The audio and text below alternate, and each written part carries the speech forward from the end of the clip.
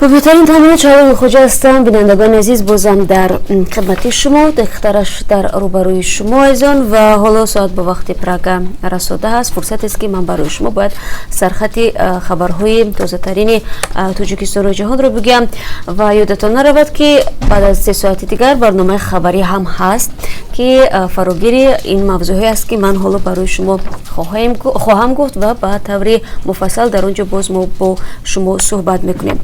شورت الفاتف به هوش آمده است. بعد تقریبا 2 هفته بیهوشی صنعی شورت الفاتف کمی صحبت کرده است. از یکم دکبر به این طرف این مجری توجیک در شفاخانه‌های روسیه چند مرتبه جراحی شد و یگانه نفر زنده مانده از خانواده 5 نفریش است که قبل از سال نو در پی فرو ریختن بنای استقامتی در ماگنیتوگورسک زیر خرابه‌ها ماندند. همسر و 3 فرزند خردسالش را هفته گذشته در کوشانیان ولایت ختلان دفن نمودند. و این سوال شورت الفاتف بعد به هوش آمدن چی بوده است و پیوندانش به او چی پاسخ دادند در برنامه خبری برایتان نقل میکنیم. در نقطه های فروشی سوزشواری تاجیکستان حساب کنک را نصب کردند. منبع تاریخ دستگاه کامپیوتری حجم فروش گاز و بنزین مستقیما در مخزن کمیته انداز ثبت می شود. مبتکران این اقدام سبب نصب حساب کنک ها را برای تامین شفافیت در کار نقطه های سوزشواری ارزیابی میکنند و نگفته نماند که مجوز نصب دستگاه‌های الکترونی نظارت مواد سوخت را شرکت فراز تامین کننده اصلی گاز مایع در تاجیکستان به دست آورده است. اگر این موضوع برای شما جالب است پس ما را در برنامه همراهی کنید.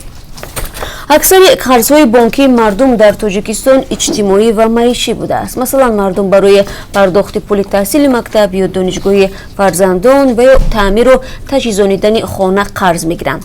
کارشناسان امور بانکی میگن زندگی و عملی کردن هدف و نقشه ها توسط قرض یک کار معمولی است، اما میانشکن بودن فایز قرض و درآمد ثابت نداشتن مردم در کشور باعث آن گشته است که در برابر گرفتن قرض بانکی آنها به جای سبکی با مشکل فراوان مواجه میشوند. گذشته از این فکر قرضداری و چگونه پرداختن آن قرض گیرنده را از جهت روانی عذاب میدهد.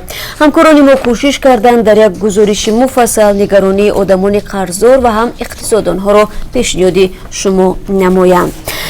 دعوا اساس خود را نیافت، محکمه دادگاهی ادامه میکند و چگونه تلاش مجازات قاتلان پدر باعث گرفتاری به اتهام شده است. دادگاه حصار به دعوای 13 ساکن این شهر علیه خانواده داملا عبدالرحمن سفرعلیف نقطه گذاشته است.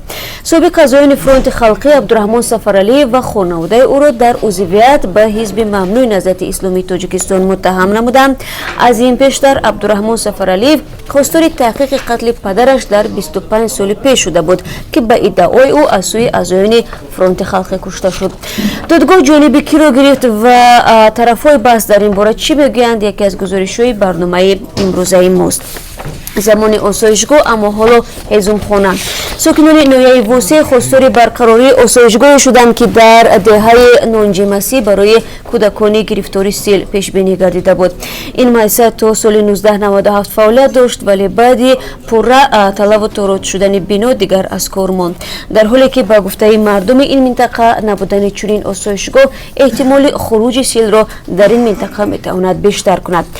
چرا این موضوع را بعد 3 ساعت دیگر در برنامه خبری تماشا کنید و همین گونه امانت داریم برای شما در پس منظر سرباریش آمدن ماه ینور در تاجیکستان درباره آن بگوییم که تا چه حد در راههای دوردست کشور بخصوص در شهرهای دوشنبه چناق روهای ماشین ها به خطر روبرو هستند. این هم در حالی است که روزی گذشته خبری پخش شد که یک ماشین گازکشان از بلندی به دریا سرازیر شد و راننده این ماشین متاسفانه به هلاکت رسید. و با چند خبر دیگر نیز هست که تو شروع برنامه خبری ما حتما برای شما آن را آماده میکنیم و در برنامه برای شما تقدیم خواهیم کرد و اگر شما نیز همین حالا و یا در رفت برنامه یگان سوال در ذهنتان پیدا شد و یگان خبری و نواری و یا ویدیوی در دست شما رسید حتما با ما تماس بگیرید، برای ما بفرستید و من کوشش میکنم که به سوال و پیشنهادهای شما روزهای بعدی پاسخ بگم. تا ملاقات بعد از 3 ساعت دیگر در پخش مستقیم در آزادی ویدیو کانال رادیو آزادی در یوتیوب.